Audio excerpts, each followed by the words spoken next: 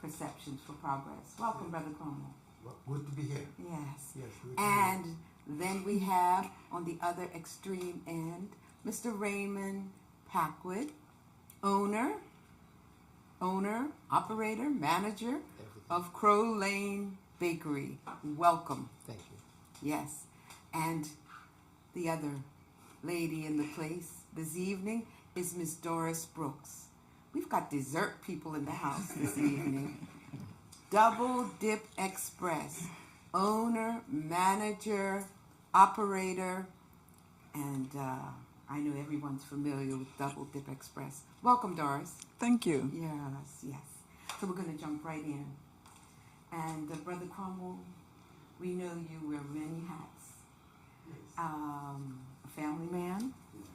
a businessman, a teacher of your faith, Yes. a community activist. Yes. So I want to start off where you can give us an overview of what you would like to share with the audience tonight. Yes. And welcome, audience. Yes. You will see an email address at the bottom of the screen. And so please email your questions because we will be doing part 2. We will, in the month of November, where we'll answer some of your questions. So, Brother Cromwell, let's start with your overview on this packed subject. Well, my overview is to be very responsible to what represents this subject, and this is the Muslim community's efforts to bring to the public how they perceive these matters that we discuss here tonight. And as you were describing my character and what you know of me, I have decided to use Muhammad the Prophet, peace be upon him, the complete person, as an example in discussing this subject. Muslims use the best model to follow. And in our religion, there are 2 bodies of knowledge that we depend on only as the foundation to answers to any problems or any solutions we're looking for. The Holy Quran, which is the revelation revealed to Muhammad the Prophet, to all mankind, and the life of Muhammad the Prophet. He didn't just teach the religion, he lived it. And what we believe as Muslims is that Muhammad the Prophet is known to be a complete person. He represented all of the facets that the human being needs to demonstrate in their life. And that's why when I see this subject here, I don't take it lightly. So as a Muslim who wants to meet with others and share their burdens, I'm in accord with Muhammad the Prophet, peace be upon him, because he was one who said that Muslims should not live in seclusion or in contemplation. We should be joining those who we are a part of. So we've come here tonight to talk about a subject that we have the intentions of trying to find solutions for. So Muhammad the Prophet said, a Muslim who meets with others and shares their burdens is better than one who lives a life of seclusion and contemplation. Now, our holy book says, man is created in tribes and nations, not to despise each other, but to acknowledge one another. The Creator creates and then cares for his creation. One prophet was known to have said, "He who created me shall guide me." Man learns from creation and revelation, along with creation-supported logic. We have to appreciate what is being given to us of Al-Islam, what is given to us from the best sources for Muslims, which is the Holy Quran and the life of the Prophet Muhammad, peace be upon him. We have sure, positive, and safe solutions for resolving conflicts, resolving race issues, and resolving business. The Holy Quran has enlightenment that recognizes the natural inherent social value of race consciousness and racial esteem. The moral achievement must be backed with moral regulation. Creation-supported logic, social logic, is proposed as a holy medicine. The fate of moral life does not hinge on influences of wealth, education, or popularity in the world. For there are at all times persons on all levels of society who fight corruption and never give in to it. Decency is rewarded. Sin is punished. Repentance opens the door to mercy. The world of greed and deceit fears the holy book of the Muslims, the Quran, and Allah's messenger as his life example. Therefore, the biggest effort of the chief corruptors is their effort to take attention away from Islamic teaching and Muhammad's life. In the religion of the Muslims, the conduct of business and acquisition of wealth are also a devotion to the merciful Creator, who is creator of everything. As a people of faith, we need to stay aware of seemingly small but powerful truths. One such truth is to be aware of creation as a promoter of good consequences over bad consequences. God's will is mercy. Never is his will to harm others or us. Another such truth is that matter is not evil. The physical body is matter. The physical body is not evil. Matter is not evil. The Creator deposited utility into everything created, and utility only simply means usefulness. The Creator created usefulness in everything that he has created. The natural resources are given as utility to all people for all people. With Muslim, spending is to be seen as an exercise in human purification process. That spending is not just money. Spending is time. Spending of your intellectual property. Spending of your emotional understanding. That is the spending that the Creator is dealing with. With Muslims, spending is to be seen as an exercise in the human purification process. The conflict for business and race is materialism. The Creator intended that there be business and big business. Are you going to put some limits on how much money you want? In conclusion, we have to purify the motive in business. In our religion, matters are judged by intention, and intentions are only accepted when they are innocent and not devilish. End of quote. Thank you. Let's go to the last word you used. And I'll start over there with Raymond. Intention.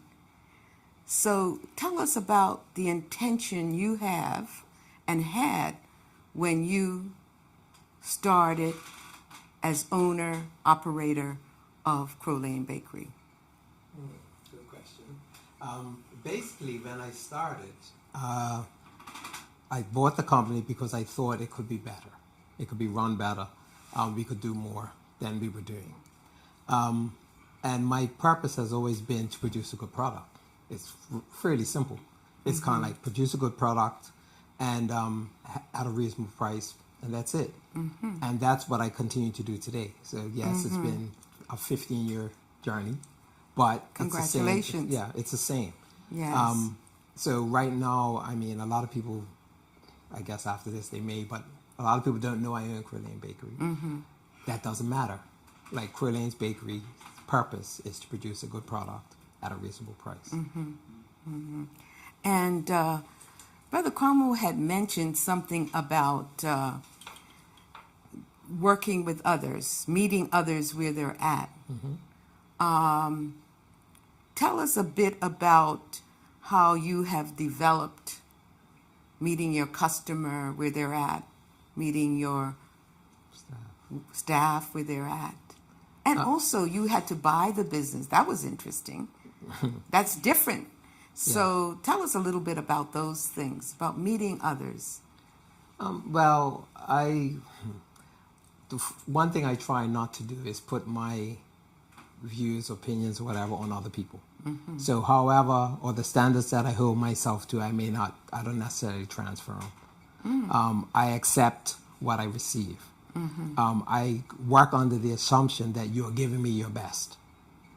And sometimes I may say, okay, it's not up to the standard that I would like, but I'm accepting of it. Say, if you're giving me 75%, I take 75% sometimes. Because I don't believe that people are trying to do bad. Most people are doing the best they can. There may be circumstances why they cannot do any better. And I look at that across the board. So I have suffered because of that outlook. I've been told too accepting, but that's kind of the way that I've chosen to operate. I think even with customers, I do my best. If Queer Lane Bakery makes a mistake, I try to fix it. Okay. If I have to deliver something to Somerset myself, I'll do it because we messed up. Okay. And I try to be fair. Good product and fair. Yeah. Just Good objective. values. Now, you 15 years in, this lady here I've known for a long time. Are you 30 years in? I've gone 40. Behind the scene of ice cream. Yes. So tell us about your purpose, your intention as you started. Well, when I started, I had worked part-time. I've always had more than one job. You know, I started working when I was 11. The people thought that I was older, and it started at babysitting in Tucker's Town. I was always older, or looked older, or carried myself more mature than the 11-year-old would be. When I finished there, I went to Breakers Club. I don't know if you remember Breakers Club by Joan Smith Beach. I was a pantry girl, and then I was a waitress. I've been a taxi driver. I've had 2 full-time jobs in Bermuda, 7.5 years at both. The first out of college was Bermuda Fire Marine. I worked in the fire department, then the reinsurance department. But I always had other jobs. I made 14 dozen homemade cookies every night. And at 7:30 mornings, I would be in the basement of Fire Marine selling my cookies. 25 cents a bag of 6. You know how long ago that was. On my lunch hours, when my friends were going lobster pot for lunch, I was going over Fairylands, feeding dogs their lunch.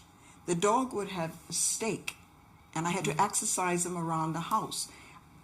The house name stuck. I never forgot it. It was called Gledholm. And there were German shepherds. They had steaks, and I would have a peanut butter and jelly sandwich. When I finished that on my lunch hour, I was being paid $6 an hour to do that. And so I done the cookies in the morning, done my job. Lunchtime went, fed a dog, finished work at Fire Marine, and then I went over to Mr. Twist. Way back in South Shore Board. You might have to explain what Mr. Twist was Mr. to some of Twist. the people that are watching, that are streaming on Facebook, Well, Channel 82. Mr. Twist, in fact, a lot of people remember me from there. It was walk in, walk out, South Shore Road, Warwick. And a girlfriend of mine who I was working with at Bermuda Fine Marine said, my cousin needs help. Why don't you come and help? And I said, okay, fine. And it was another way to earn money. It was always, I want to be better Okay, than one job would hold me to be. okay, I want to be able to provide a better lifestyle. okay. You know, when we're poor, we're poor. We know what it's like to struggle. So that was your entree into the ice cream business, working at Mr. Twist. Mr. Twist, South Shore, Warwick. Mr. Twist, Vercrossens Building, Church Street, out in the front. Mr. Twist in Joel's Alley. And after doing those 3 jobs, an opportunity came to open the very first store. And I did in the Phoenix Center upstairs. And, you know, so I moved away from Mr. Twist because an offer was made for me to open. And I opened a small, quaint place, and it was called Gelato's. And I had my mother, who was then retired, who is now 93. I had my mother there working while I was across the street as Trimmingham's credit manager. Yes, yes. So you mentioned your mother, and you mentioned wanting to do better. How do you connect family and business? And what is there any importance to you, the connection? Yes. Even now, there's always been a family member involved in my business, not financially. Everyone that comes under my umbrella, they get paid, including my granddaughter. But when you're out there as an entrepreneur, you find the desire to climb the ladder. You know, there's a step ladder, and I always had a step ladder. I was never satisfied to stay on the bottom step. It was the next, and the next, and the next. I've stuck the ladder now. Yeah, I've stuck the ladder climbing, but the desire was always there to get better. So with Gelato's, it was location and location and location, and I couldn't get the traffic upstairs, and the business sunk.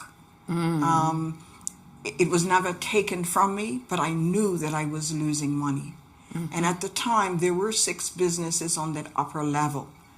And there were only 2 of us that identified loss. The others said, no, they didn't know what I was talking about. But when I decided to break away, knowing that I was losing money, I was also shopping for the next location. I know that I was going to take a blow, but I was looking for the next location. So I went from Gelato's to the Double Dip Express on Front Street. So I had a lease for Gelato's for 5 years. Into the 3rd year, I broke that lease. That was a learning experience for me. And as long as you can learn something, you try to make it better the next. And the pride was, no one can take me to court. I will not let anybody know that. I felt like I had suffered. I felt like there was a financial blow, and there was. So rather than put hands up, I paid the then owner off money that I could not afford. I was a divorcee with a young child. There was no way I could afford to pay. But in business, at times like these, you need a good lawyer. You need a strong lawyer. I'm a risk taker, and so I need a doubly strong lawyer because I'm taking risks all the time. Life is not guaranteed. Business is not guaranteed to work. You have to work it, and even then, it's not a guarantee. So I kept diving and getting up, and just diving and getting up. So I was on Front Street for 10 years after I won't say failure, after the learning experience of the first one.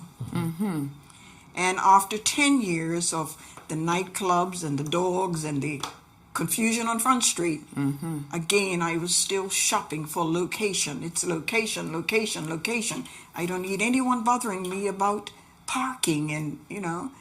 So I with my business drawings, and I found my way into St. David's.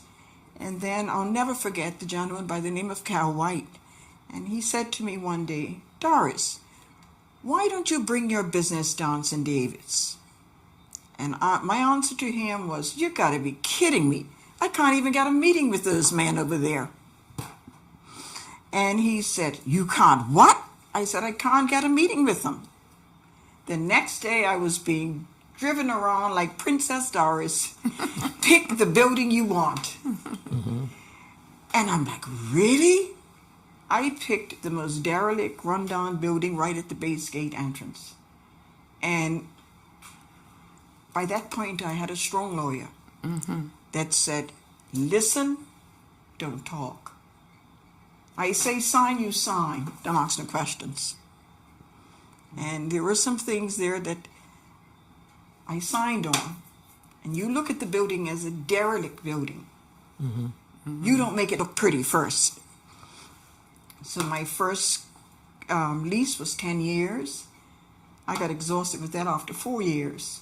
I didn't want to run from flats and pull the ice cream and drive over the bridge. And, you know, that's what I was doing because I was Gelatos, the Double Dip. Then I went to Double Dip 2. And then I went partnership with ABC Company, which was making the ice cream. So I was no air-conditioned van, a van, raced down the street to get the ice cream there. But I was losing a lot of money paying. Partnership's not always the answer. So the more I thought about it was, you need to make this ice cream yourself. But you need people to see you making it. I'm a poor girl. I'm still a poor girl. And I never had what some fortunate people have is money. I always started belly empty. Let me ask you this. The one thing that I'm sure the listening audience is getting is you are a very courageous woman. You are very resilient. Right? When I say resilient, you can correct me because you know yourself better. But, you know, I've been there through a lot of scrapes with you. And one of the things that, when I say resilient, goes back to that building, the Phoenix building, when you were up there. You said it was your pride, but you didn't want to fail. Nope. So you got back up. It takes courage, right? It takes professional help. You talked about a lawyer. And I know with Raymond, he has a background as a chief financial officer. So he was pulling on his education, his knowledge, and his experience. But there was a belief that both of you have is that you could do it. And we both refused to fail. And you both. So I just want to say that I'm seeing a connection about what Brother Cromwell was sharing about that whole the struggle towards human perfection and purification. Because those words, courage, resiliency, that's a human quality that you've got the, what I would call, you've got the muscle, you know, you've got the muscle and you've exercised it so that you've climbed the ladder. Now, am I on the right track? You're on the right track. Okay. So, and you talk about, I think it's beautiful and it bears repeating that you didn't see failure, you saw learning experiences. You know, and I think that is very, very key. And you said you were a single mother, recently divorced when you started your business, and I'm gonna go back to family because we're talking about family because that is the basis for community life. Right. That is how the Creator has made us. They're a family animal, the animal kingdom, Yeah. and all of that. So I know that both of you have families, and you've told us a little bit about how your mother was there. I'm sure that gave you confidence. I don't know whether you want to add anything here, Brother Carmen. Not really. Not really. Okay, so I want to go to Raymond now. And Raymond, I want to say, in listening to Doris and her some of the things, what motivated her, she had this daughter. We know that she's well educated now. I think, does Keisha have two degrees now? 2 degrees. Yes. So, and you're a grandmother.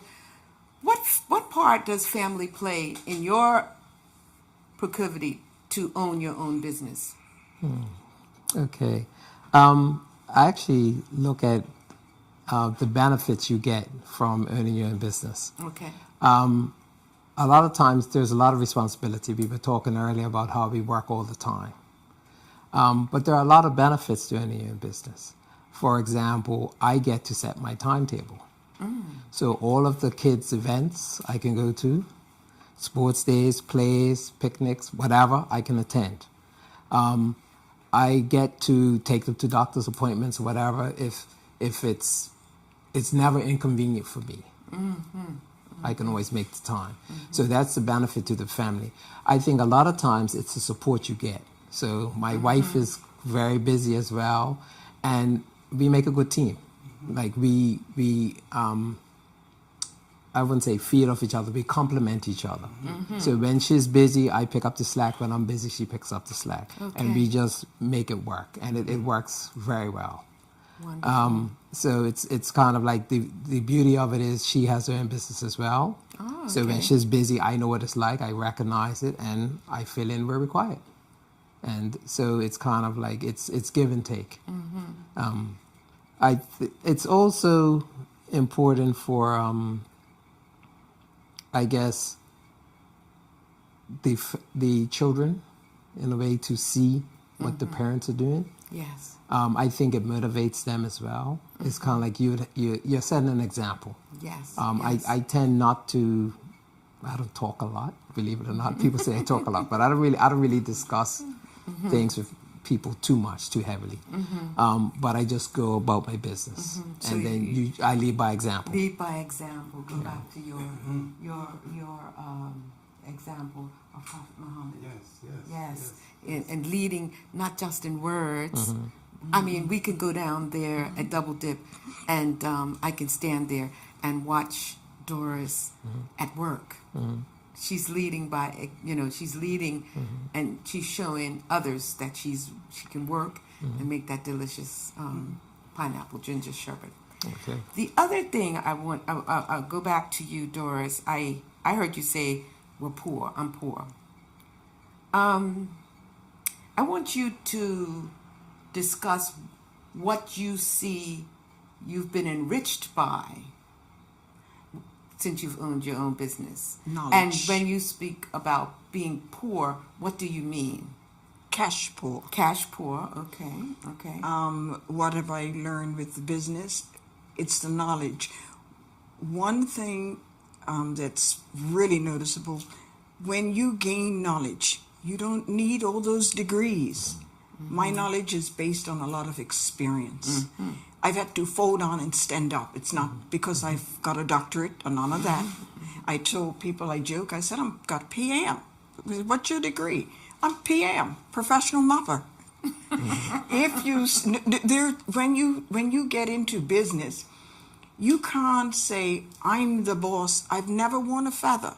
You can come there and you think that my employees own the store. Because you'll find me cleaning toilets. Similar you'll see me- things that you were You do everything. And so when you talk about business and family, I take my business and I combine it in one because my employees are my family. They're an extended family because we spend more time together than I do with my You know, and if you see young people working in my store, that's the second generation. I employed their parents. And so it works good for me because the parents knew my standards, and so the kids are ready, you know. But it's family, it's community. You're able to employ. What Raymond didn't say, but indirectly, it's flexibility. That's what entrepreneur flexibility. You can go away. You don't have to call your boss and say, I ain't coming back. I just call and say, I'm not going to be back. Put so and so and so on the schedule. You know, but again, to be able to do that, you still have to be so disciplined. You know, you got this amount of ice cream to make. It's got to be made. You got to make sure A, B, and C matches. But you definitely have to earn that right to be flexible. You mentioned the word discipline. Tell me a little bit about the financial disciplines that you have learned while being in business. One of the biggest things for me is that because I'm a seasonal business, I've got a period of time to earn my money. And the months of May, June, July, and August, they just about cover the entire year. You have those 4 months which are crucial. If anything goes wrong, then I freeze. And then you have 2 months that are casual. You're making ends meet. And then you have 6 months that there could be a struggle. But during that time, you have to create an extension of your business, because my license is ice cream parlor and refreshment center. Then I anchor on the refreshment center side. So I move ice cream to hot dogs and hamburgers and grillers and fries, anything, cakes and peanuts. So the taxi drivers, the truck drivers that need the sweet too. And that there makes business survive. You have to have that survival package. Do you consider yourself a success? Back in the day, when we talk about the word success, honestly, I thought dollar values. I'm success by dollars. I don't see the dollars, so I didn't feel success.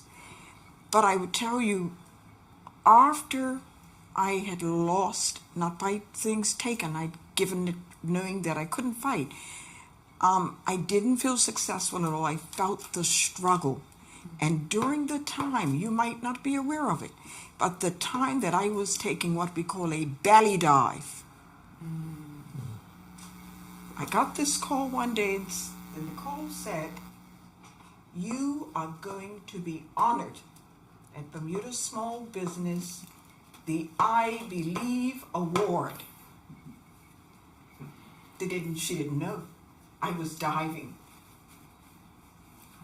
And when I had to fix myself up and polish myself up to go to this I Believe award, I'm like, why would you award me that?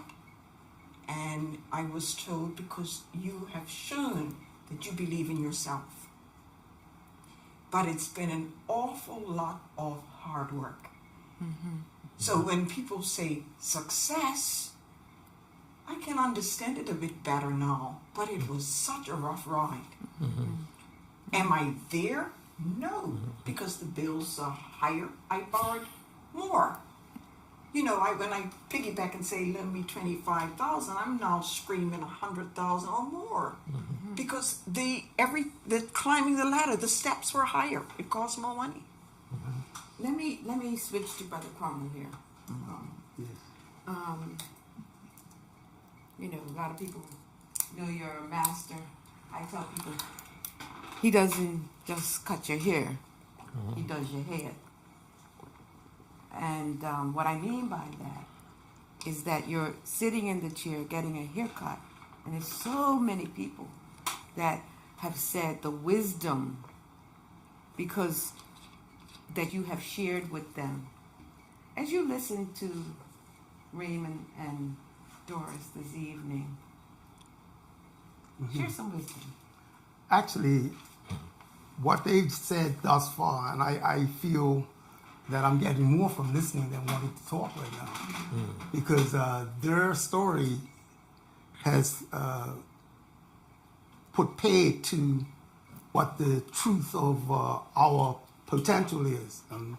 When I think about the ideas of wanting to be your own boss, the boss becomes a businessman, but he needs a consumer. Okay. So it's not just good enough to just want to be a boss. You can't just have a business without a consumer. So when we think about why I wanted to be in business and what it is that I would like to do being in business as an example of how to do business, that those types of things was front and center from the beginning of my quest of going towards business. And I got into business in a very natural way. See, I dropped out of school. I was in my 5th year. 6 months later, I was about to do my final test, and I dropped out of school. Circumstances that still make me question today, what was responsible for that?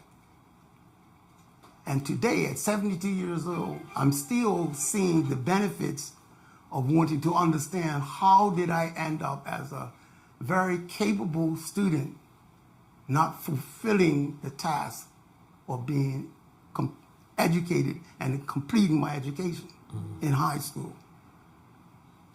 Now, me being serious about that, I ended up not blaming people. I wanted to understand circumstances that was responsible for that. So, not accepting failure because I quit. I understand certain things that was in play why I quit. I don't talk about it too much. I just try to work through them. But I'm not satisfied that I quit.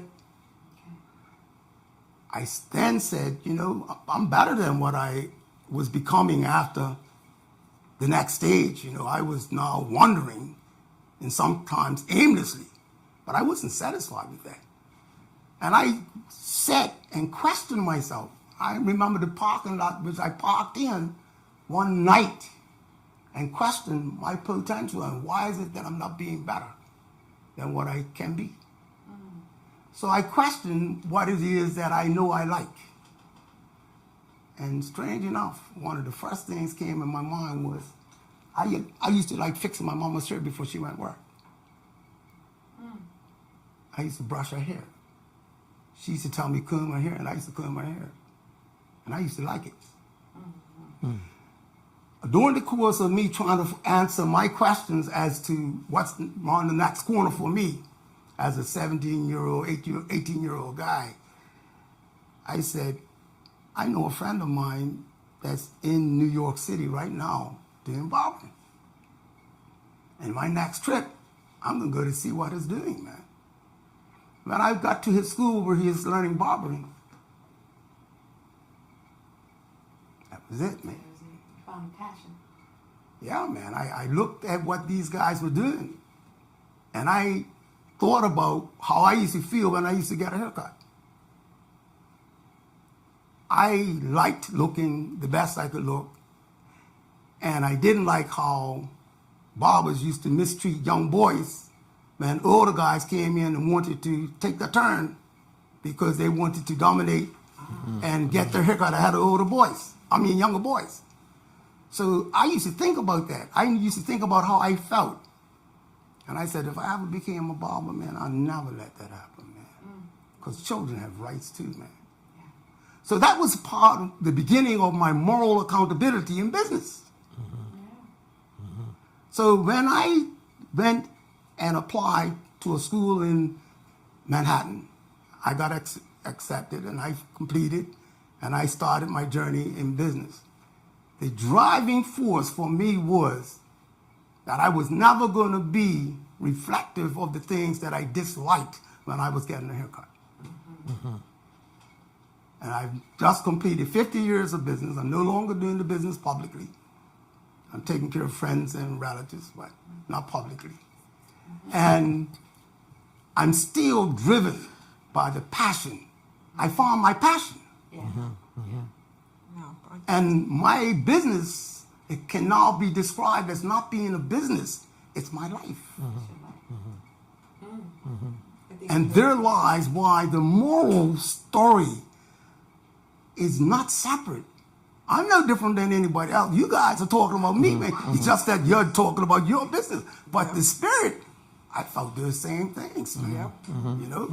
So when I think about how I now look at the family and business and the question of family and business like you've been discussing and the community business, hey, I see my responsibility in setting an example of what my attitude should be as an owner and operator and what my accountability and responsibility is to the consumer. And I owe them something, and they give me remunerations. So that balance, Yes, the fearless. Yeah. that balance, Yeah. yeah. Yeah. I believe today, if we're going to address the need in business, we need to look at both sides of the equation. The profit motive and the things that are deceitful in trying to attract the consumer to satisfy the businessman. I think satisfying and being successful financially in business is not good enough anymore. Nope. And I believe if we were to zero in on what those things represent, then we would then see, not getting answers, but asking questions. Am I now accountable now that I know that is more to business than just having a checkbook at the end of the day? And did my staff get something out of this business as being a responsible employee rather than just working? So I had to be the example of that. So when I think about that, I also look, and while you was talking, Doris, I looked at you as being a mother, as a woman, the first business person in the world. The mother and the woman is the first business person in the world. The minute she makes a family, she now has to cater to the needs of that family. Hence, business is built. So it's no accident that some of you can say that it came so natural to you because you are equipped to accommodate the needs of your family. And when I respond to your role, then I go out there and get what you need as a man. One of the good things, a good feeling that I have in business, and I put it in the circle of business and community, is being behind the scenes 40 years plus with ice cream, apart from the other things that I've done. I put a circle there the other day, and I said, what pleases you when you look at the folks that worked for you before? And I now see chartered accountants. Yeah, they worked for me. Oh, the judge worked under me. And then I pull my circle, and I'm saying, X-ray technicians, nurses, teachers, both lower and high school, IT computers. But I said, wow, they came from under my umbrella. That's a sense of pride and accomplishment. And you know, you can say you see them come and you see them go, but in the family, the community family, the business family, each step as I'm able, I try to give my thank you to the staff. I can't wait to the end because we never know when the end's going to be. But along the way, I try to say thank you. And one of the thank yous that I'll never forget is one year I had this great idea of I'm taking everybody on a trip, but I'm thinking you cannot afford that. We're going to cruise Christmas. I said, well, let's get the ball rolling. See how many people you can get interest. It was called Double Dip Family and Friends Christmas Holiday. Closed the store. And I remember the travel agent saying to me, if you're doing so many people, we'll do something for you. And I clearly remember saying, I don't want anything. I want to pay like everyone else. But whatever it is you want to give me, divide it amongst everybody traveling. I left this island, I'll never forget it, with 33 people, from baby stroller to wheelchair. A lot of passed down. But just to make other people happy and comfortable, we had a wonderful time. And when I got back, it was a feeling of, wow, you done it with help. But I felt such an accomplishment. So that's success. I was listening to her earlier, and I kind of wanted to say that because it's kind of like I'm listening to her talking, and it's kind of like you're telling me 40 years later, but you're not successful. I don't understand feel that. it. I didn't and it's feel. kind of like it's not about money. No, and it's not about and I money. think from my perspective, I never focused on money. I recognize you need it, but it's not a priority. It's kind of like if you do a good job, you will get money. Okay, and as long as you don't spend it foolishly, you get to keep some of it. Okay, so I don't focus on money. If you do good customer service, good product, of course you need to cover your expenses. We know that well. Oh, yes. But you'll be okay. I smile because we say when you start, like when I started, 2007, I bought the business. You had an economic downturn a couple of years later. What do you do? Okay, I guess, yes, accounting background, you know how to pull in your reins a little bit. So, okay, tightened up. But you do what you have to, and in the meantime, you make sure everybody else is okay. Yeah. Even when the pandemic hit, you make sure everybody else is okay. Some people laid off, yes, a couple. Those who I needed or I wanted to keep, 30 hours a week. Cut the hours down so everybody gets. Now, you may bake and you may decorate cake. Well, the shop is closed, so there's no cake. But guess what? You help the baker, cut him back some, cut you back some. Everybody gets a little something. Everybody goes home happy. When things get better, we all move along together, right? But you have to look at it as if, okay, what can I do? Make the adjustments. Yes. No, you're not swimming in money. I'm not rolling in it like that. I tell people I'm rolling in the dough, but I have no money, right? But it's kind of like you do that. Yeah. And that there, I think, comes under that title, that question that says disruptive financial behavior. And when you were saying that you're making sure A, B, and C is done, I go on to there and I say, what do I do that's disruptive? And I know it. I've done it for years, and I've not changed it. I'm not going to sit here and say, oh, I changed it. I haven't changed it.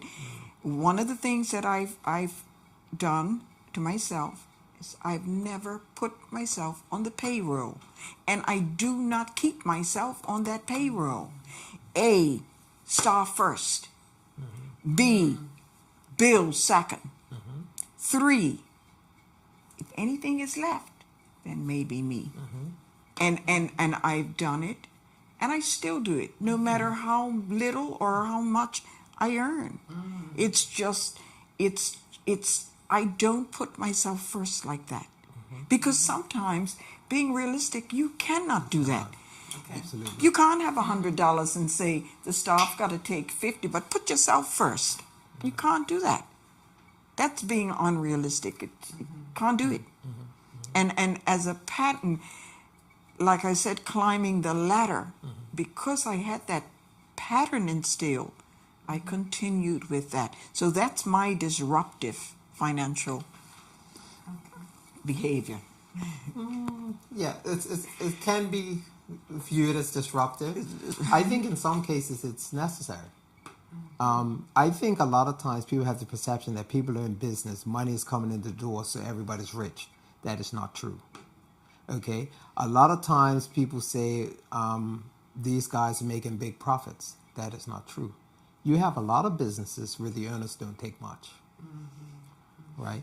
And the staff, to a certain degree, benefit more than they do for the effort that they put in. So, for example, you may work 40 hours a week and you get whatever your paycheck is. but I work $80 or $100 a week, and if I worked out my hourly rate, I take home less than you, right? And that happens sometimes, especially in hard times. And you have a lot of business owners who do what they can to keep it going. And when they're keeping it going, like you were talking earlier about, you had your gelatos, you're keeping it going, not for yourself. Yeah. It's the people you employ. That's why you're keeping it going. And that's the benefit. That you want to talk community or that's what you're doing. You're keeping it going. See, this and is looking where- for a better day. When I hear Pat wrap it up like he did, see, I saw a continuity in the family being the nucleus of society. Now, if I was to look at accountability in business and put that term family there in the place of business, now our responsibility as parents, as caring parents, as loving parents. And when the going gets tough, we don't throw our children out the door. No, we don't. When the going gets tough, we find a way for everybody to survive and with minimum hurt. And we plan to survive the present to continue in the future with everybody in mind. We don't want to lose nobody. That's what those guys out on the battlefield say. A good warrior says, we don't leave not even the dead corpse on the battlefield, mate. We want to give him an honorable ending. If you can, pick him up. If you can. So even when you get to the worst case scenario, you're supposed to show your honorable accountability even when someone is lost.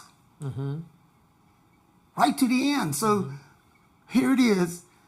The Creator said, the business starts with the family. I gave you the best model of business in the family. That's the best model. If we accept that responsibility. But what society has done, we've become fragmented in the family. And in turn, we've lost our duty and responsibility in business. All that's connected to business, everybody's not doing what they're supposed to do. I've heard some nice stories from you two. But when it comes around to society, I'm hearing people saying, you got some businessman out here that's charging too much, man. You got some people out here that's doing bad business. They know that they shouldn't have done so and so. I was in a service business. I wasn't selling a product. My number one service was the management of hair. But the products came afterwards. But I was so engrossed into giving service to the customer for what he came in for, I found myself, I couldn't even sell them too many products. I'm telling you no joke. Sometimes that's why I ended up not really being so driven to be competitive in business. I wanted to satisfy what you came in this room for, which was for me to give you a good service for the minutes you're going to be in there and make you feel like you should come back for the right reasons. And not for me to set it up for you to get extras from me because I'm trying to get as much as possible from you, providing that you don't see my motive. Hence, the profit motive in business today, greed factor is built into Western profit motive. And in turn, we're turning out an impulsive consumer whose consumerism is killing them. The consumer is killing himself because he doesn't know how he's been subliminally messaged with ideas to cause him to spend money unnecessarily. That's all part of business too. And our family member has become a victim as a consumer. If I don't know business, if I don't understand the concept I just finished talking about, how am I supposed to talk to my family member who's in trouble because he spends more than he makes? When you said that, I thought of Raymond, and I wanted to follow up with what you said about spending wisely and not, especially when times are rough, and not wasting money. How do you? What kinds of? And I guess I'm at heart. I look for disciplines. I look for habits. Yeah. So what habits do you have that come to mind that help you to to do that, not spend foolishly? Well, I wasn't rich when I brought up, so we didn't have much money. So I have a hard time spending money as it is. Okay. Okay. And then it's kind of like it's a fundamental belief that you shouldn't buy things because you can pay for them. You should buy things that you can afford. And a lot of people buy things that they can pay for. I have enough money in my pocket to pay for it. And that's fine. And that could be a house, car, boat, whatever. Yes, you can pay for it, but can you afford to maintain it? If you buy something like I say to my children, if you want a nice pair of sneakers, you shouldn't have one $200 pair of sneakers or one $500 pair of sneakers. If you wear $500 sneakers, you should have 10 pairs. If you cannot afford to buy 10 pairs, you probably shouldn't have one because you cannot maintain that life. So if you buy what you can afford, not what you can pay for, you tend to be okay. And like I said, so for me, I kind of like, I prioritize in business, prioritize my expenses. What do I need? What does the business need? There are things that I want, of course. But what does it need and what can I maintain? Right. In hard times, not when it's good. If things turn a little south, how can I maintain this? And if I can't, then I go forward. And sometimes you get to a point where you say, okay, fine, that's enough. I have to stop right here. Yep. And I sit here for a little while until I can make the Okay. next move. Okay. As a black man in business, how has race impacted your business decisions? Or maybe they haven't. I think everybody feels an impact. I don't spend a lot of time thinking about other people and their Okay. opinions and their views. There are certain things that I expect, to be honest, not to get, and so I don't worry myself with that. Okay. Like what? Like, for example, I know there are attitudes, there are people who like to deal with people like them, right? Or they may, I always say to people, I don't take people as, say, prejudice or anything like that. Okay. And a lot of people have the black-white issue. I look at it a little bit different. I don't see that people are trying to hold you back. Okay. I look at it, they're not considering you at all. So they're doing what they do, and you do what you do. Okay. So that's the way I look at it. Okay, they're doing theirs, them. and I do what I do, Yes. right? And I'm not trying to be offensive. I don't try to be confrontational. I recognize it when I'm in a disadvantaged situation. Okay. Okay. I do. I take note, and I Okay. move on. And what I try to do is avoid being in that position. Okay. So rather than have somebody be in a position to be a detriment to me, Okay. I seek to ways to operate myself. Right. And that way I'm not reliant on anyone else. Okay. Okay. For example, there's a lot of my product I bring in myself.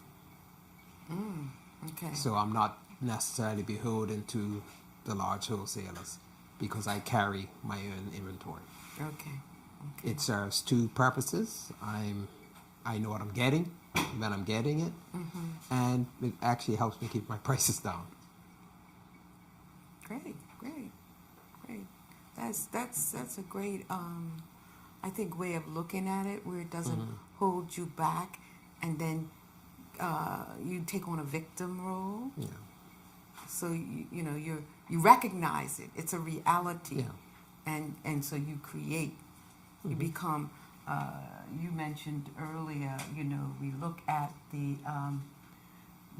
the situation, look at the world, look at the environment, and we can co-create those a level of a solution that improves. when I look at the myriad of different experiences that we have been blessed to make contact with today, because we're in a world of information, to say that we don't know it's an excuse. We have a lot of opportunities to get to know.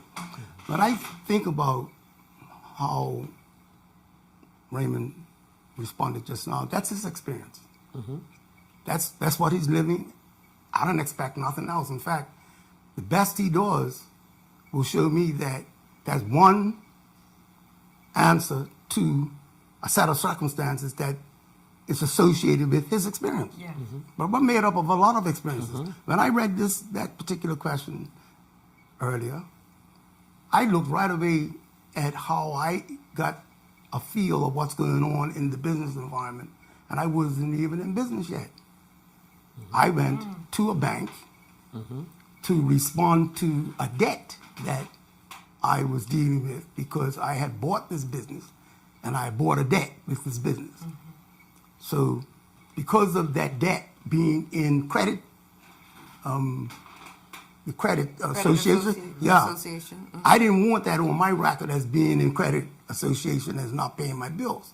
So what I done was right away was look at all my financial, all of my situation as it was.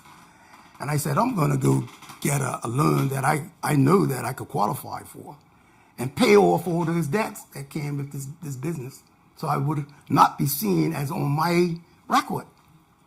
So I done that. I went to the bank and I told them what I wanted. And the way this guy responded to me, I looked at this guy, man. I said, man, who does he think I am? He thinks I'm stupid. This guy did not take serious the information that he had in front of him because I understood that I could service that debt if I got it. And he gave me all these excuses of why he thinks I don't qualify. Well, I said to myself right there, I said, look, I'm not going to allow this guy to leave here thinking that I'm one of the type that is used to dealing with. And I said, if I never have to depend on a banker again, I'm going to leave this banker here to tell the story that he should never treat another black guy like this here again. And I told him what I thought about it. I really did. And I left her saying, I don't expect anything from this guy in the future or the bank because I'm pretty sure that's going to go down on my record. And it may be more difficult in the future than easier. Well, when I got back to my shop, about hours went by, and I got a call. You got the money. Caller was his secretary. Secretary didn't tell me I got the money. She said, hey, I don't know what you done when you came in this office, but what my boss asked me to do, he's never asked to do before. And your record was way down the packing order. He told me bring it forward and tell you to come in if you got any time today to settle this matter. She said, I don't know what you said, but he surely responded different to you than he responded to many in the past. Now, that particular person made sure they got to know me personally. That particular secretary, she came looking for me. I said, listen, you don't know me. I am Miss So-and-so. I want you to know who I am. She said, I told my daughter about what I experienced, man, and I want you to know, man, and her and I are like this today because she saw a person that she wasn't used to seeing, and she felt hopeful to know that a representative that knows his worth and value can do what it's got to do and not bow or curtsy or curtail. I ain't got that spirit. Not me. Right. And so what I'm saying is, I wasn't in business like you guys to do that, but I understood my accountability in the business world, and my business was my family and where I'm trying to go in this little small barbershop business called barbershop. I had other bigger ideas too, but this is only my beginning. So why I say that, I had two other issues right after that at two different banks. And guess what? They were all similar. Why? Because the attitude of these guys towards, quote, black people. Every black looks and represents the same. Well, I'm here to say thank God for that which I've learned that's separated and caused me to be distinct, that they got to find out that they should not take for granted. That's right. That when they look at these people, that they're all representative of what they have in their mind about our ability and potential. And I've spent my life for the last 50 odd years. I haven't had materialism as my ambition. What I've had to establish is my belief in myself and to set an example for my family to follow, so that they never get the opportunity that the father and mother got. They will see that they have a reason to act a certain way, that sooner or later you will be respected and you will get what you deserve without earning anybody nothing. But it's good for me to even hear that. But even you said you didn't have business like we do. I had plenty of those bank experiences. Yeah. I clearly remember and I've spoken it before in a seminar. I had a meeting with the bank. I took out my best dress, which wasn't much. Yes. Put spray starch on it that I couldn't even afford to spray, and ironed it all up to go to the bank. I have had so many no's that the no became very casual. But I learned in the period of time that every time I got a no, I'm going to question it. Why? And why? And then I decided I'm not accepting no. So I stopped starching the dress. I would go in with jeans. And then I started demanding what I wanted. And I got plenty of no's. But, I remember a loan officer saying to me, tell me how you could live on $400 a month. Now, $400 a month then was a lot of money. But the loan officer didn't think it was enough. And I said, you probably haven't stepped in my shoes. But let me tell you about cornflakes for breakfast, because I couldn't afford Frosted Flakes, and cream of wheat for dinner. But if this is what I have to do to satisfy the bank, then this is the only way I know how. That's right. And again, I got one of those calls when I had so many no's, and the call said, come in. But it was like, come in? I just told this man where to go. And come in. But you have to believe there's something there, that you have to believe in yourself, and then you stand up diplomatically Yes. and get your point across. Yes. And what I'm hearing, and thanks for sharing your story, what I'm hearing is that when you believe innately in your humanity, that we are all, there is no white superiority. That's a myth in somebody's head that's now been translated, and some people have taken it on. But when you believe that you are part of the human family, and you went prepared. You showed how you could repay the loan. You weren't going in there begging. No. This is what the bank is in business because they make their money when they lend it. Right. So to be able to stand up, like you said, everyone has to stand up in their way, right? We all can't do it the same way. No. But when you believe, that's where the mind, we have to change our minds. You've had enough experiences. You have enough knowledge to know that, hey, you are the mistaken one. And I think sometimes when people hear that, they start to examine. If you hadn't stood up, they would not have been able to examine some of the erroneous thinking that they had. So, and see you know what I mean? And so that's the encouragement. When your when your children see you, create advantage out of disadvantage. Yes. Right. Right? Yeah, You know what I mean? Yeah. When your daughter sees, oh, there goes my, because Yep, there goes my mother there again. goes Doris. Don't start her. Here comes Brother Crumble. So, but the thing is that is when we can go over. We can go over that bridge to understand that we are one human family. But people have to start. If you didn't speak that, they wouldn't have known it. See, what I think, not what I think anymore, it's what I believe now. It's just so sure that if we ignore our unique history, we're worse off than the perpetrator. We got a unique history that says that we grew up being told that you're not human. So this idea of the potential human, we need to question how far have we come up out of the conditioning that we've had as to our value? Because we've been given a teaching, been given information about ourselves that's very demeaning and very depressing.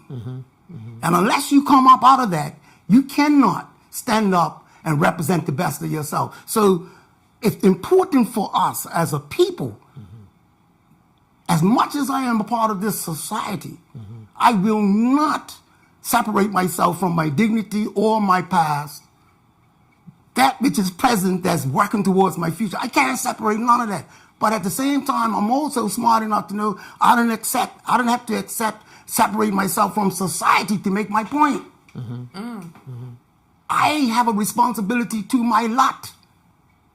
I start off with family. I didn't start off in business. Charity starts at home, spreads abroad. What is the condition of your family? What are we going to tell them, that when they're in Trimmingham? Or Smith? Or Gibbons? No. My grandma was one of the first people that started the Workers' Association because she had to fight for what was going to be given to her. When it was being given to her, the government told her she's not going to get it. Those of us that understands the plight of what started the Workers' Association. When the Americans wanted to give Bermudian laborers more money, the government said, no, you're giving them too much. You're putting too much pressure on us in Bermuda. You're giving these nignogs too much money. And my grandma, along with 4 other men, said, we're not going to take this. So what I'm getting at, we today, if we ignore this part of our past, we're not going to know how to talk today in order for us to be respected. Because God knows, man, I ain't asking for nothing. I'm asking you to give me what I deserve. I ain't begging for nothing. I deserve this. I'm a full, complete human being that has the opportunity to get and express my potential just like you have. And you're not going to stop me from getting it with your deceitful structure that you set up. So the banks are a structure that was set up to mess around with us. The business world, they wanted us to remain consumers, never owners. So we cannot ignore this with our family and think that our children is going to learn how to act when they go out into the society. We need to let them know who we are in all those restraints and constraints. But we're not less than, even though we got these constraints because of who has been out front dealing and controlling things. But we got making progress. I've got this note here, and before we go off, I think it's the thing that I would want to leave us with. The world has been progressing towards a situation for man to have a consciousness and a race esteem without having to be burdened with racism. I'm going to repeat that. The world has been progressing towards a situation for man to have a race consciousness and race esteem without having to be burdened with the treatment of racist people. So how do I do that? I need to understand what's expected of these civilians. Can they be civil rather than masters? Can they be teaching us correctly? Will they finally teach us the truth? Will they give us recognition of scientific proof that proves that we are capable just like them? We're not apes and monkeys. Darwin gave us a lie. We came from apes and monkeys. And some of us are still pushing that idea, man. I'm talking about black people. So I'm saying that we are in a situation right now that we have the opportunity to look at family, business, finance, not just talking about borrowing money. What about controlling money and being a lender and giving money to people to promote business? Okay. I don't want to just borrow money. I want to finance somebody. Okay. I'm smiling because I think my perspective is I don't disagree with anything you're saying, but my thing is okay. Recognize where we are Yes. and find ways around it. Yes. So why do I have to come to the bank for money? Yes. Is there anything I can do? Yes. Right. So my thing is, yeah, I do go. I've been to the bank to borrow money, and I understand what you're talking about. I don't always get yeses. I've been Yes. fortunate, Yes. but I don't always get yeses. But when I get a no, it's kind of like, okay, so what else can I do? Right. If I pull in my horns a little bit, can I still make it happen? Can I trim from her and do that? And you know what? Sometimes you're better off doing that. You know why? I don't have to worry about you. I don't have to pay your interest. I don't have to do anything. I can do it all within my little circle, right? I've been able to do that, and I'm fortunate. Like I have other backing, so I am fortunate in that regard. But I always look at it like that. I don't look at it and say, okay, fine. Or what I want to do is borrow, or this man's not giving me what I want. Maybe I shouldn't have it. Maybe I don't need it. Maybe I can do without it. We've got about 13 minutes left. I want to ask you, what does it mean? Because I hear you saying something, and that kind of answers what I would say. So I just want to hear, what does it mean when you say do for yourself?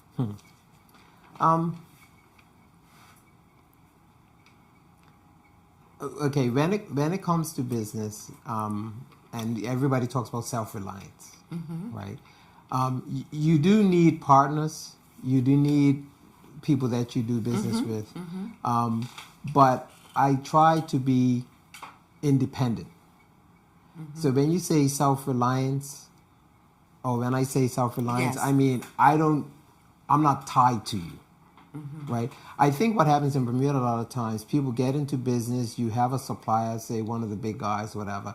If they decide, for whatever reason, that they're not doing something for you, you're done. I've seen that. I don't want to be that. Okay. So is there a way to go outside? For example, I mean, at one point, to be honest, I thought of doing something with like-minded individuals. Say, okay, I bring in a container, you need some stuff, I need some stuff, we're bringing it. That way we all benefit and we're all less reliant, right? I don't know. I'm probably, I don't like to ask for help. Okay. I do a lot of things myself. I should ask for more help, but I don't like relying on people. Okay. And that translates to the way I conduct business. I do yes. not like to rely or have to depend on people. But you are self-aware, right? Oh, I am. And of yourself. And it doesn't stop you from giving advice to do other things, like unifying and doing that big buy, big purchase, whatever. And so that idea, that's a solution that's out there. It might not be now, but the do for self for you is to create other solutions so that you're not tied in, is what I hear you're saying. And that the other thing is, you say you don't like to ask for help, but you do have help. It sounds like you have investors. And not knowing investors? Not outside. No. Not outside. No. Okay, so it's inside. Inside. The family? Inside the family. Inside the family. Inside Go back the to family. family. Yeah. Doris, what does do for self mean for you? Thank you so much, Amy. Do for self. If you have a dream, you have to make it happen. It doesn't just happen. You can't sit back and wish. Sometimes this takes in what we call blood, sweat, and tears. And honestly, I have had them all. But I'm grateful for the experience, because that's why I've survived the hurricane, if you want to call it a hurricane. It's a hurricane. If I didn't do for myself, or even believe in myself, or even fight for myself, I would have never survived it. Because it's not easy. It's, I would never deter anyone from getting into business. But I would say, have a good lawyer. Regardless of what type of business, have a good lawyer. I would also say have a business plan, but a realistic one, not one that the banks want to see. Right. It's got to be realistic. You don't talk about, oh, you got this business plan that's about 200,000 when you know you got 2,000. Make it Realistic. within, yeah, realistic. And you know, in all we have to continue as entrepreneurs believing in ourselves and listening to the brother next door here. He said things which almost uniform with what I do. It's the product, and it's the same thing. Someone said to me the other day, how do you feel about all these ice cream stores coming up? What do you think about your neighbor on the causeway? You know what? I don't have time to think about other people because I'm so busy in my own world, and I'm busy with my product. And I'm saying, as long as I continue to produce what I believe to be my best, I can't worry about John Brown, Henry, or whoever is before me or after me. Do for yourself. I have to do for myself. Thank you. Well, Brother Cromwell, you wanna break down how you see doing for well, yourself? you know, I'm going to ask for your pardon because I may just go a little technical that you might want to slow me down. You got But that's how serious this thing is to me. When I think about do for self. 8:53. Yes. And so I would like to have Less than 5 minutes or Okay. less, man. Yes, thank you. When I think about that term self, I had to look up it because, it wasn't good enough for me to just assume that I have been comprehensive in looking at that word. Particularly when I heard a great man like the Honorable Elijah Muhammad say, up you mighty nation, you can accomplish what you will. And then he went on to go with a do for self program. He directed us into being or wanting to be sustainable, self-sustaining, to be in the production mode rather than the consumer mode, to be fulfilling our needs as a collective body, not just as individuals. So when I think about him saying do for self, and then I got to hear scholarly assessment of that idea, I found out only through clearer understanding that that term self was never to be individualistic. The idea of self has in it the term person. The term self is associated with the term person.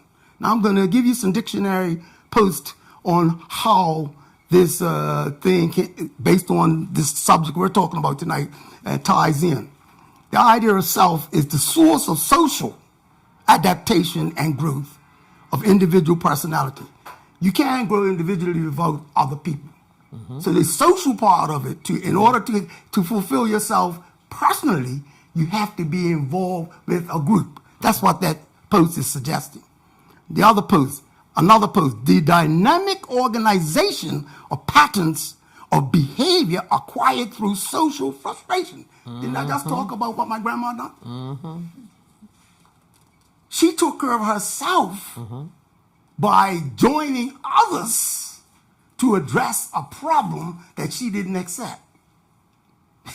The dynamic organization of patterns of behavior acquired through social frustration. Now that term self also means to, with, or for, or towards oneself or itself. Now, when we look at that oneself and itself and the term person, bringing them all together, what they're simply saying is, when you're addressing your own personality, your own individual needs, those things that you're made up of, you're looking for progress and success, and you're looking to take control of yourself. But who are you doing it for? What are you doing it for? You cannot get the benefits of self-satisfaction without being connected with the idea of getting the same thing for the collective. And that's what Elijah Muhammad was saying. when you recognize what you desire for yourself, and when you find out what's good for yourself, and when you want to now get on the road to achieve those things, understand that all those other people out there deserve the same thing. And when you fight for them, you're fighting for yourself. Or fighting for yourself, you're fighting for them. Thank you. Yes. I want to just say, I agree. this has been a great conversation. I agree. Really, really a great conversation. And I want to thank Lamone of Channel 82. He's doing for himself and his community do the great work of spreading valuable information. I want to thank Masjid Muhammad for putting this program and sponsoring this program on. I want to thank the great people that are out there listening and thinking and sharing with their families this worthwhile information. And I would also close on this point that you said, the Honorable Elijah Muhammad said, "Up, you mighty nation, you can accomplish what you will." Bermuda, up, you mighty nation, you can accomplish what you will. Good evening. And as Brother Cromwell would say, have the rest of a good evening. Peace be unto you.